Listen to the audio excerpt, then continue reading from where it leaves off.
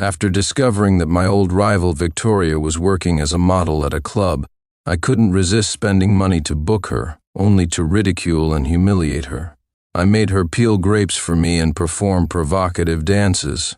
However, soon I developed a strange possessiveness over her, feeling uncomfortable when others booked her. One day, while I was in a bidding war for her, Victoria suddenly walked in wearing a police uniform. I asked if this was a new act, but the next moment, she slapped handcuffs on me. The first time I saw Victoria in a KTV was when I went to pick up my drunk friend Ethan. After being cheated on, Ethan had drowned his sorrows and loudly declared he needed a young model to mend his broken heart. I received his call on my way home from work. "Dude, you need to come here. The models here are top-notch. One looks just like our old high school classmate, Victoria." I couldn't hear much over the noise on his end, but worried for his safety, I rushed over. In the dimly lit room, Ethan was singing and cursing his ex-girlfriend. Then he suddenly asked, "Do you still hate Victoria?" It had been a long time since I'd heard that name. "Of course I do. You know how we never got along in high school," I replied. With a snap of his fingers, Ethan called over the manager, "Bring number 18 here. My buddy needs some fun." Before I could refuse, Ethan had already passed out, leaving me to deal with the situation. I cleaned myself up after Ethan threw up on me and went back to the room. There, a woman sat with her long legs elegantly crossed, wrapped in a tight black dress. She glanced at me and asked, "Are you the one who booked me?" Looking at my disheveled appearance, I received a text from Ethan. "I'm leaving with my friend. Treat her like Victoria and have fun." I could only curse Ethan silently. The woman in front of me was indeed Victoria. I composed myself, sat opposite her, picked up a cigarette, and said, "Victoria, long time no see." She glanced at the cigarette and furrowed her brows. "When did you start smoking?" "Why, you think you know me so well," I replied, pretending to be calm. "Little girl, light it for me, will you?" Victoria paused, then walked towards me. My heartbeat quickened with every step she took. She leaned over to light the cigarette, but took it from my fingers instead. "This isn't how you hold a cigarette. What are you pretending for?" She scoffed. Her words reminded me of our high school days when I first skipped class. I climbed over the school wall, only to meet her eyes below. She was on duty, and sunlight sparkled in her eyes. Fearful she'd report me, I threatened, "Don't mess with me or you'll regret it." She laughed. "You're so silly. What are you pretending for?" Her fairness got me a public apology in front of the whole school, and that was the start of our enmity. Now, sitting beside me, she said, "First time booking a model?" I was speechless, feeling mocked. She seemed to suggest I was out of my depth. "Are you joking? I know this place well," I sneered. "Honestly, compared to the girl I booked the other day, you're lacking a bit. Can you even sway your hips?" Victoria's smile faded as she leaned back and rolled her eyes. "No, I can't." "Then sing a song," I continued. "Nope," she replied. "Then just smile," I demanded. "No," she scoffed. "What kind of training did you get? Why do you even earn money if you can't do anything?" I stood up in anger, demonstrating how to sway hips. At that moment, a waiter brought in a fruit plate. Freezing at the sight of my awkward dance, while Victoria lounged leisurely like a customer. Furious, I shouted, "This is ridiculous." The waiter left me a knowing look and gently closed the door. Victoria suddenly stood up, long legs crossing over to stand before me, whispering, "I'll try swaying my hips, but I'm new. You teach me." She took my hand and placed it on her waist. Like this. As she moved, I was stunned by the softness and firmness of her touch. "You're bleeding from your nose," she teased, making me feel utterly embarrassed. He said, "Of course, you and Victoria were famous rivals. In high school, you two always took turns being first in exams, never showing each other a good face. You two had chemistry." I agreed. Back in school, she recorded my tardiness and I reported her for sleeping in class. We hurt each other countless times and everyone thought our relationship was terrible. Ethan sighed. "I heard Victoria got into a good university. How did she end up working as a model in a nightclub?" I couldn't understand it either. The next evening after work, I took a wrong turn and ended up at that KTV again. I accidentally booked Victoria again. I pretended to be calm and said, "I told you I come here often. Don't be too surprised, I didn't mean to book you. The manager said your business was bad." Victoria flipped her hair and said, "Then I should thank you for taking care of my business. How about I dance for you?" I scoffed, "With your old arms and legs, can you even dance?" She replied, "I specially learned." Saying that, Victoria approached, lifted her skirt a bit, and pulled my hand towards her leg. I was shocked and pulled my hand back as if electrocuted, shouting incoherently, "In broad daylight! What kind of behavior is this?" She looked puzzled and asked, "Sebastian, don't you come here often?" I stammered, "I have my preferences. I don't like this. It's too vulgar." Trying to change the subject, I pointed to the fruit plate on the table and said, "Peel me some grapes." Victoria paused, then laughed and obediently sat by the coffee table to peel grapes for me. Watching her slender fingers covered in grape juice, I felt uneasy. I remembered her beautiful handwriting and how she learned to play the piano. Her hands shouldn't be used like this. I also thought about how she might have done the same for other customers. I didn't want to think about it and felt uncomfortable. After that day, I went to book her almost every day, doing nothing but making her peel grapes. Occasionally, I would make her awkwardly sway her hips for my amusement. Gradually, I developed a possessiveness. One day, while she was peeling grapes, I blurted out, "How much to keep you?" Victoria paused, handed me a peeled grape, and seemed a bit unhappy. She frowned and said, "I didn't realize you were so extravagant. Do you make a lot of money?" I was speechless. I had spent almost my entire month's salary on her. She probably made more money than me. Was she looking down on me for being poor? It was a devastating blow to my ego. I pushed her hand away and said, "Just kidding. You didn't take it seriously, did you? I was just asking. I didn't really want to keep you. You probably don't know, but many models want me to keep them. Also, you're too cold. No wonder your business is bad. I don't care at all." The next moment, I got up and left, determined never to spend money on Victoria again. Having spent too much that month, I had to cut expenses at the end of the month. But I didn't expect to see Victoria at the convenience store downstairs, wearing revealing clothes and picking instant noodles with a stranger. I was furious. She would rather eat instant noodles with someone else than be kept by me. Without thinking, I rushed over and questioned the man. "You're feeding her this?" They both looked at me in confusion. I was very dissatisfied, glared at Victoria, and ran to buy a beef bento. After paying, I shoved it into her hand and said, "Eat something better." Then I turned and left, muttering, "She might as well be kept by me."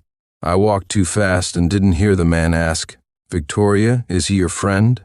Victoria looked at the bento in her hand, smiled, and said, "Yes." The man said, "No wonder. In just a few days you've got someone wrapped around your finger."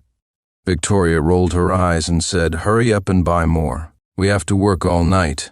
After a week of frugality, I couldn't resist going to the bar again, after getting paid. I couldn't get over seeing Victoria's situation at the convenience store and decided to talk to her. With her abilities, she could easily find a decent job. But Victoria wasn't there. The manager saw me and said, "Young man, don't come again. She's not someone you can mess with." I was furious. Why did everyone look down on me? I wasn't stingy with money. Was there no justice? I angrily sat in a booth, ordered several bottles of alcohol, and said, "I'll wait here. Tell her I need to talk to her." An hour passed and I had drunk 2 bottles, feeling dizzy. Victoria still hadn't come. I regretted not getting her contact information earlier. I grabbed a bottle and walked out, passing a booth where a few men and women were giving the manager a hard time. One man threw a wad of cash on the table and said, "My brother likes that girl, Victoria. Bring her here." Another man with yellow hair and a cigarette said, "It's her honor to be noticed by me. So what if I put out my cigarette on her hand? As long as I'm happy, I want her to lick my shoes." That sentence ignited a fire in me. Without hesitation, I pushed the door open with a loud bang and shouted, "What did you just say?" "Say it again." Seeing my red eyes, I was about to jump on their table. The manager and a few waiters held me back. I kicked towards them and said, "She's a person, not a toy for you to play with. Who do you think you are? How dare you treat her like that? The next moment, the entire booth fell silent. The men and women looked at me, stepping back in fear. I thought my anger had scared them, but then I saw the manager and waiters looking towards the door. Following their gaze, I saw Victoria standing there, thoughtfully watching me, wearing a police uniform. I hiccuped and blurted out, "Oh, a new trick?" Victoria looked at me for a moment, then waved her hand. Dozens of police officers rushed in, shouting, "Don't move," and pinning everyone in the room down. Victoria slowly approached, took the bottle from my hand, and with a click handcuffed me. I was speechless. Victoria whispered in my ear, "Do you like the new trick?" At the police station, I suddenly sobered up, realizing that Victoria had been undercover at the club, and the operation was now over. The model act was finished, and I was in trouble. Since I was present at an illegal transaction scene, I had to be brought in for questioning.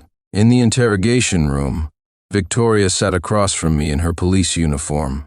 My mind was filled with thoughts of how this was the real Victoria, brave and spirited. I couldn't help but smile. She asked, "Still drunk?" Victoria knocked on the table, snapping me back to reality. I replied, "I'm sober now." "Good. I have a few questions." "Answer truthfully," she said. I nodded, not daring to look her in the eye. She asked, "Are you familiar with the club?" I replied, "Not really." She asked, "How many times have you been there?" I answered, 7 times. She asked, "Who did you book?" I was speechless and silently pointed at her. Victoria seemed to have expected this, her lips curling into a smile. She closed the report in front of her and looked at me teasingly. "So you went 7 times and booked me 7 times. Sebastian, are you that satisfied with me?" I angrily retorted, "That's nonsense." Embarrassed and angry at being exposed, I blurted out. Victoria was speechless, realizing this was her territory. I cleared my throat and pretended to be calm. "After all, we're old classmates. I thought you were struggling, so I took care of your business. It's only natural." Victoria said nothing. Time passed and someone came in to whisper something to her, seemingly urging her. She rested her chin on her hand, her playful expression gone, and asked, "One last question. Why were you so angry when those people insulted me?" I scratched my head, vaguely remembering that I had gotten drunk and angry to defend Victoria. She kept staring at me, so I reluctantly said, "You know, I'm a good person. In high school, I fed a stray dog behind the school every day.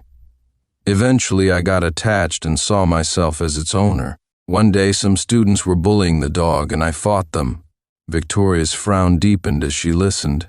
She asked, "What does this have to do with my question?" I replied, "It's the same principle." Her colleague, struggling to hold back laughter, said, "So you're saying you see her as a dog?" Victoria shot him a look, and he fell silent, still trying not to laugh. I pretended not to notice Victoria's displeasure and asked, "Does this question have anything to do with the illegal transaction in the booth?" Under the dim light, Victoria's face was hard to read. She looked at me and raised an eyebrow. "This is a personal question." After a long interrogation that felt like it went nowhere, she finally said it was almost time to get off work and offered to have a police car take me home. My sluggish brain thought she was wasting my time for fun, getting back at me for humiliating her while she was undercover. I couldn't let her win, so I quickly left. The next day at work, I wasn't feeling well. Just as I was about to take a nap during lunch, the girl who sat across from me, Madeline, suddenly asked loudly, "Sebastian, why did you go to the police station yesterday?" I jolted awake and saw her holding her phone, showing a photo of me being led out of the car by Victoria. Her voice was so loud that curious colleagues gathered around to look. "Wow, it's true, Sebastian, why were you taken to the police station? Did you do something wrong?" they asked. "Don't joke around. Sebastian is up for a promotion." "This isn't the time for jokes," another colleague said. They were right. I couldn't let rumors about booking a model and ending up at the police station spread. As I was thinking of what to say, a colleague from the next cubicle nudged me and asked, "Is the woman in the photo your girlfriend? She's so pretty." I was stunned for a moment, then realized everyone was looking at me. This was the perfect opportunity. I waved my hand and said mysteriously, "Don't guess, it's not that obvious." Sometimes the more you try to cover something up, the more believable it becomes. Everyone seemed to understand and finally dropped the topic. Just as I breathed a sigh of relief, the receptionist came in and said, "Sebastian, someone is here to see you." She added with a meaningful look, "It's a beautiful woman." The room buzzed with excitement. I quickly ran out and saw Victoria standing at the reception, looking stunning in a white pleated skirt and blue sleeves. I asked, "Why are you here?" Nosy colleagues pretended to pass by, glancing our way.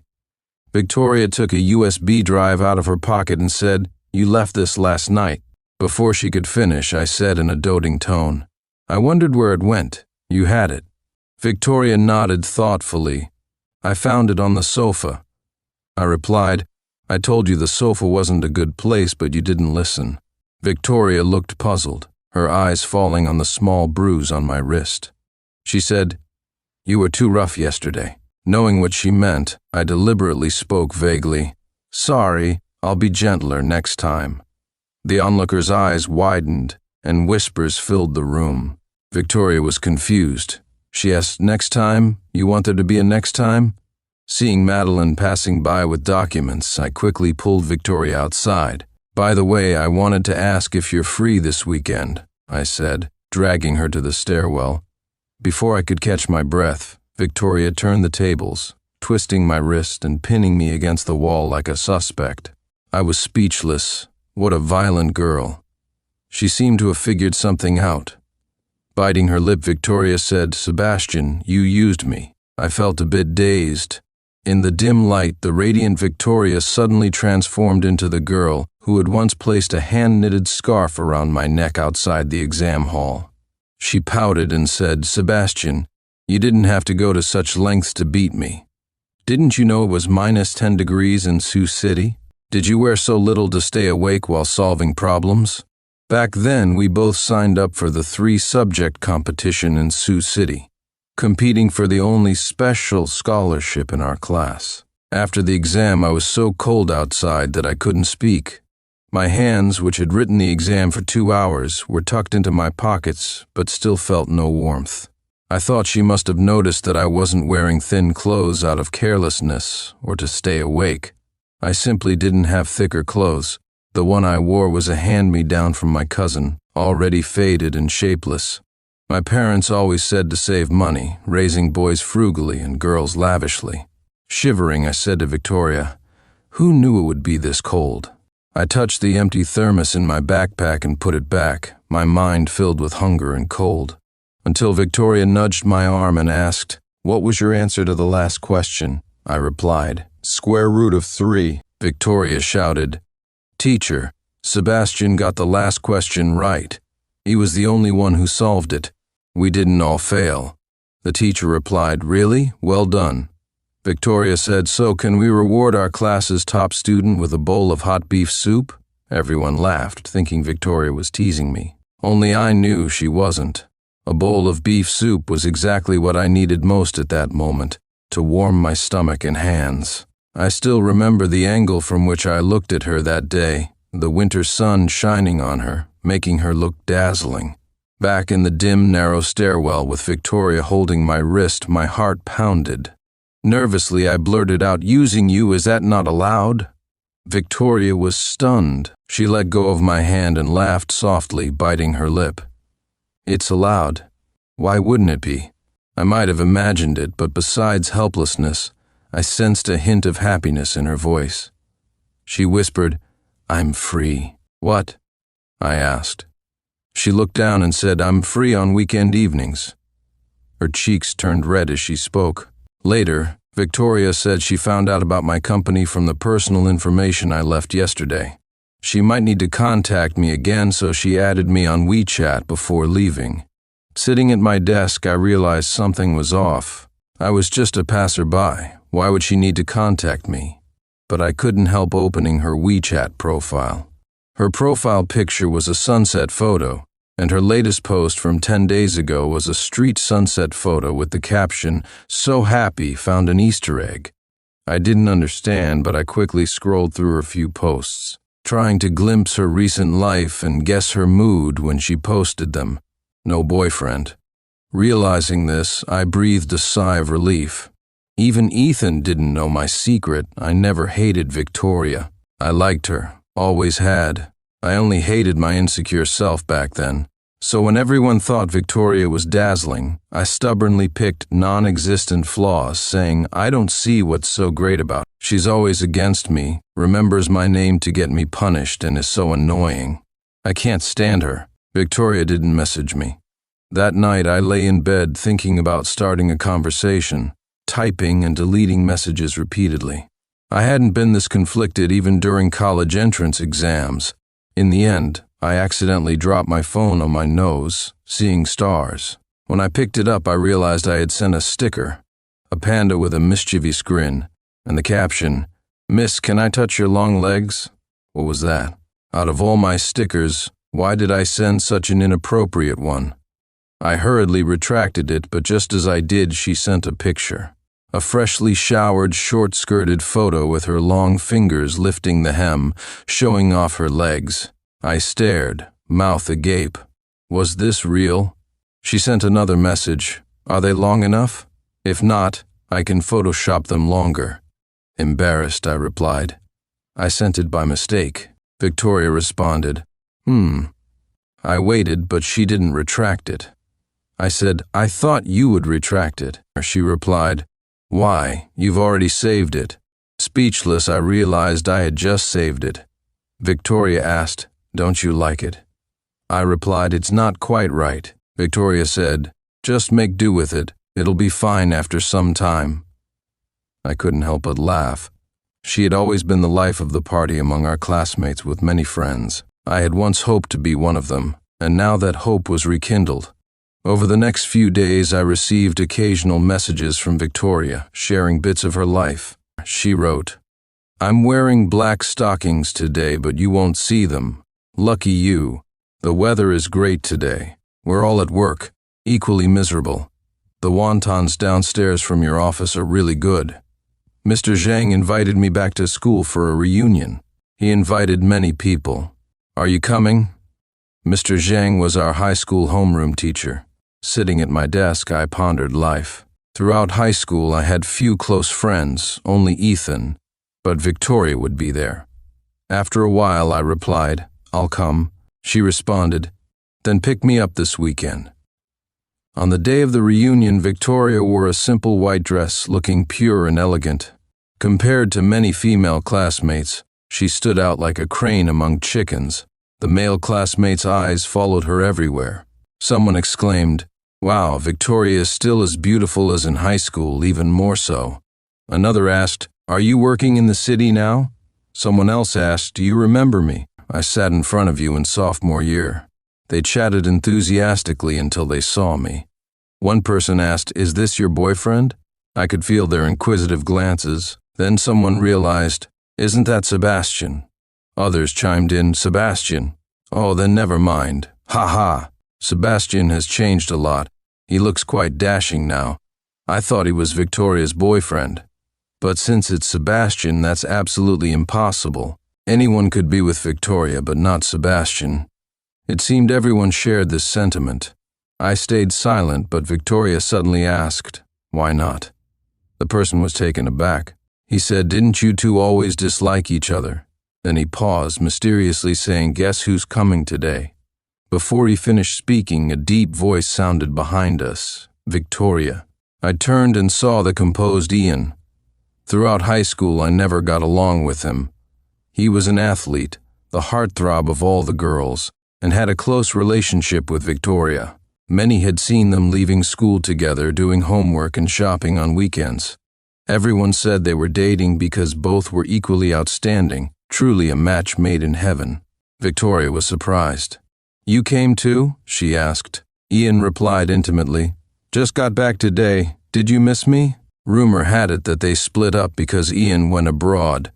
Victoria glanced at me and signaled Ian, who followed her out. As they walked away, I heard Victoria say, Why didn't you tell me you were coming back?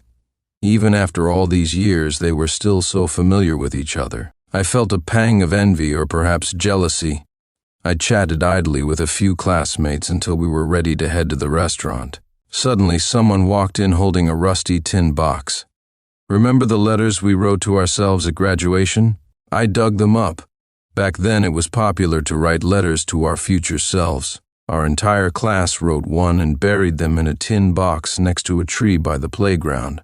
Now, everyone eagerly wanted to read their letters, but I started to sweat because my letter was a confession to Victoria. I rushed forward to find it but couldn't. The next moment, someone shouted, "This is Victoria's!" Before I could stop it, a letter to Victoria was handed to her. She tilted her head in confusion. "This isn't my writing." The worst had happened. I pretended to be just another onlooker, blending into the background. Someone asked, "Who wrote it then?" "It's addressed to Victoria. Let's see." He grabbed the letter and read the signature. Signed, "Dust on the Soul." How poetic. I bit my lip, glancing at Victoria. She seemed stunned for a moment, then looked at me. The person began reading, "Victoria, you didn't expect a letter from me, did you? I thought this might be our last meeting in this life." His voice stopped abruptly as Victoria snatched the letter. "Oh, sorry, I remembered wrong. This is mine," she said. "But it doesn't seem like you're writing," he replied. Victoria insisted it is. She was so sure of herself. But then someone held up another letter. "What about this one to future Victoria? Isn't this yours?" Victoria, without missing a beat, took it and said, "I wrote too. Is that not allowed?"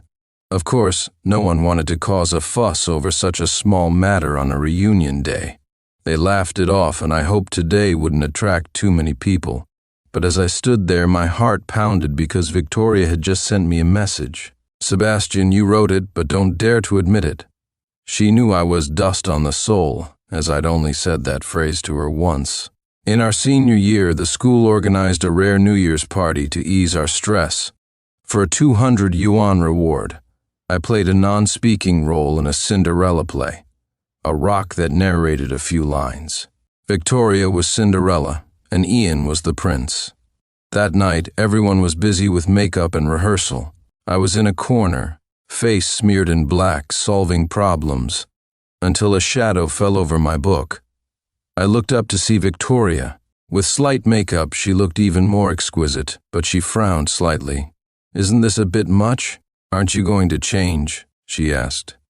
I pointed to my face. "This is enough. Just throw on the costume and it's done." I continued solving problems without looking up. This play is Cinderella, and I'm the dust on her soul. No one will see me. I can solve more problems in the time spent acting. But truth be told, I still waited until the end, snapping a picture of Victoria during the curtain call. In our graduation year, everyone wrote letters to their future selves, but I never thought the letter would see the light of day, let alone be present when it did. Even if I were, Victoria would not be there. But against all odds, it happened. She saw my confession letter, and Ian was back from abroad. What would she think? Anger, ridicule, confusion, burden? I couldn't guess. On the way to the restaurant, I excused myself, sending a message to my classmates that I had something urgent, and quietly slipped away. Victoria called me twice, but I didn't answer. She sent messages later, but my phone had died, so I didn't see them. I got home and slept deeply. When I woke up, it was already 11 p.m. I checked my phone and saw messages from my class gossip group chat, discussing how Ian had returned to the country. Someone mentioned that Victoria had been single all these years, and wondered if she had been waiting for him. Another person commented that they probably still liked each other. Feeling oddly hungry, I went downstairs with messy hair and an old sweater to buy some instant noodles. On the way back, it started to rain. Passing a residential building, I felt something was off. I took a few steps back and turned to see Victoria standing there, glaring at me. "Sebastian," she said angrily. I waved my hand and said, "You've got the wrong person," and tried to walk away, but she grabbed my wrist and pinned me against the wall like a suspect. "You're quite good at running," she growled through clenched teeth. She seemed upset, staring at me without a word until her phone rang from her pocket. Answering it, she asked with a furrowed brow, "Is it fixed yet?" Never mind. I'll find somewhere else to stay tonight. I asked, trying to be helpful. What's wrong? Victoria sighed. The upstairs leak flooded my place. I have nowhere to stay tonight and plan to find a temporary spot. I suggested, can't you go to a hotel? She replied, looking pitiful. My salary is spent, and I have no money left. Why not stay at your workplace? I asked. She shook her head. Too many men, it smells bad, I don't want to go there. Pointing across the street, I said, how about that KFC? It's better than sleeping on the streets. Victoria gave me a barely noticeable glare before putting on a tearful expression. Just go. I can manage sleeping on the streets. Even if it rains, I won't freeze to death. If I faint, the sanitation workers will find me in the morning. I sighed, walked forward a few steps, then turned back. I have a spare room at my place, I began, but she cut me off with a smile. Lead the way. As I led Victoria home, I couldn't fathom how I'd ended up inviting her over. The guest room is usually only for Ethan when he stays over. I'll change the sheets and blanket for you, I said, trying to hide my awkwardness by keeping busy. Pulling out a clean set from the closet, I fussed over the bed. Victoria leaned against the doorframe, arms crossed, watching me. Are you going to tuck yourself in as well? She teased. I emerged from the duvet and retorted, this is how I do it, mind your own business. As I hurried off the bed, I tripped and fell, landing awkwardly on Victoria. To my surprise, instead of scolding me, she looked straight into my eyes and asked, Sebastian, do you like me? Her gaze was intense, and I remembered my confession letter. No, I lied. Victoria looked hurt. Is liking me so difficult for you? I hesitated, then glanced at her phone, which showed an incoming call from Ian. Yes, the letter was from me. 17-year-old Sebastian liked 17-year-old Victoria, that's all. Victoria looked disappointed, her expression complex. She tucked a strand of hair behind her ear and answered the call. Yes, Ian? What's up? Her tone was familiar, affectionate. After a few words, she hurriedly left, saying she had something urgent to handle. Can I get that letter back? I asked. She nodded. Sure. As she left, she gave me one last complicated look and said, wait for me tonight. I sighed. It felt like she was treating me like a backup plan while meeting her first love. That night, Victoria didn't return, wasting the fresh sheets I'd prepared. The next day, the news was full of warnings about a kidney-stealing maniac targeting nightlife spots. The company let us off work early and encouraged us to escort female colleagues home. Madeline immediately asked me to take her home since our routes were similar. Everyone watched, so I reluctantly agreed. In the car, she complained non-stop about my old, small car and how her ex-boyfriend had a sports car. I gritted my teeth, listening politely.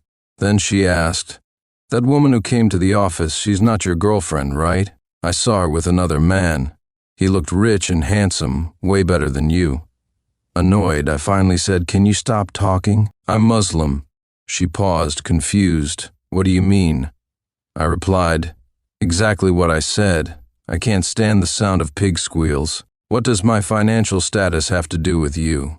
Look at yourself, you're practically filling up my back seat. Someone might think I'm transporting livestock. She shrieked, how dare you insult me? I smirked, not just to your face. If you want, I can carve it on your tombstone. Madeline, furious, demanded to get out. I pulled over and let her out, feeling a rush of relief. As I parked near home, I saw a message from Victoria. Sebastian, nights are dangerous lately. You, constantly frequenting nightlife spots, are prime targets for the organ thief. Be careful and call me if anything happens. I rolled my eyes. Didn't we already settle this? I only booked her once. As I walked, I noticed flickering streetlights and a figure standing beneath them. I hesitated, then realized it was just a maintenance worker. Relieved, I continued but heard footsteps behind me. When I stopped, they stopped too.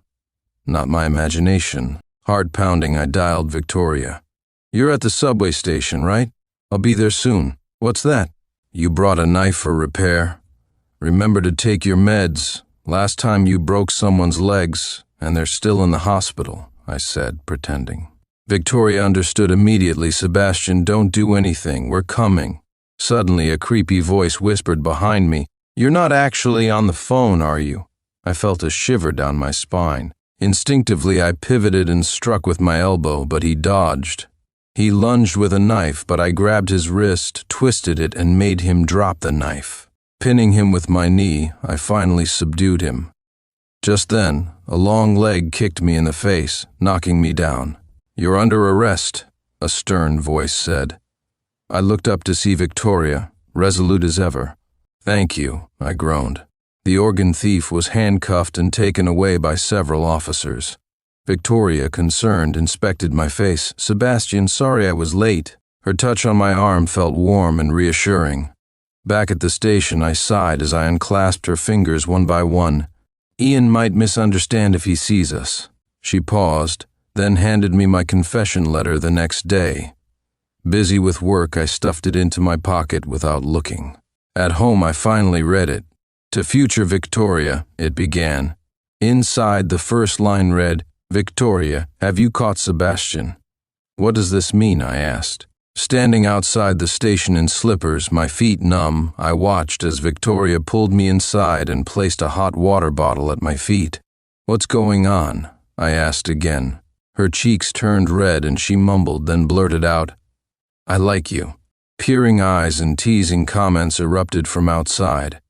Victoria closed the blinds, faced me, and asked, "Was that so hard to understand?" I asked, "Didn't you like Ian? You two dated in high school. Now that he's back, aren't you going to rekindle your relationship?" Victoria, puffing up in anger, retorted, "Are you out of your mind?" I asked. "Why do you say that?" She replied, "He's my cousin." I was speechless. Victoria explained that Ian was her uncle's son, just 2 months older than her. In high school, he used her as a cover for his early dating, always saying he was taking her to study sessions when he was actually out with his girlfriends. She had been covering for him all along. The late-night call a few days ago was because he had found a suspect's whereabouts, and Victoria had to handle it urgently. "Who said we were dating?" She fumed, looking like an angry pufferfish. I sheepishly said, "That's what the forums said back then." She countered, "The forums also said Mr. Zhang from the physics department was a woman in disguise. Why didn't you believe that?" I was at a loss for words. Still, I couldn't understand. "I still don't get it." "Do you really like me?" I asked. Victoria sighed and the air grew quiet. "In high school, everyone said you found me annoying. I heard you say you couldn't stand how noisy I was, always talking. So I tried to change, but it seemed like nothing I did made you like me. I wanted to ask you at graduation what kind of person you liked, but after the college entrance exams, I couldn't reach you. No one knew where you went. I've always wanted to ask, where did you go? Why did you cut off contact with everyone?" I stood there thinking back to those years and sighed. "After graduation, my parents locked me up," I began. She asked why, not understanding. "It's a bit ridiculous, but I'm not their biological child. My adoptive mother had trouble conceiving, so they adopted me. But during my high school years, they had a child of their own. What was good news for them was a disaster for me. They gradually neglected me. After the college entrance exams, they wanted me to work instead of going to university, to earn money for my brother. I refused, so they locked me up, cutting off all contact with the outside world. I pretended to comply for half a month, then escaped when they weren't paying attention. I called the police, contacted the media, and used every means to get out of that situation. I changed my phone number and cut off all ties, going to university alone with debts. It wasn't until I found a job, bought a house, and was about to get promoted that I started reconnecting with old friends and looking for news about you. During that time, I worked like crazy. Thinking of you kept me going when I wanted to give up. I never imagined you'd tell me you liked me one day." I asked, "Does it still count?" Victoria, confused, asked what. I said, "Does your liking me still count? Can you keep liking me?" Looking back at all the hardships, I felt it was all worth it. Victoria stood on tiptoe and gently kissed my lips, rubbing her cheek against mine. 17-year-old Victoria liked you. 27-year-old Victoria still likes you. If you need, I'll tell you this every day," she said softly. The letter read, To future Victoria, did you catch Sebastian? Sebastian replied, she didn't catch me. I came to her.